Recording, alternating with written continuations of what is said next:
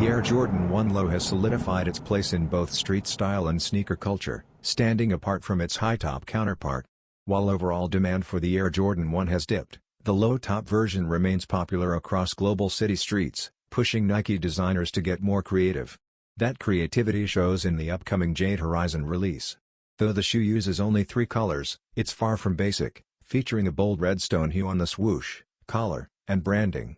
This pop of color contrasts nicely with the soft jade and white that cover the rest of the shoe. The result is a clean yet expressive look that balances everyday wearability with standout flair. Fans of neutral tones with a twist will likely appreciate the subtle boldness. Priced at $120 in men's sizing, the Air Jordan 1 Low Jade Horizon will be available soon at Nike.com and select retailers. Sneakerheads should stay alert for its drop.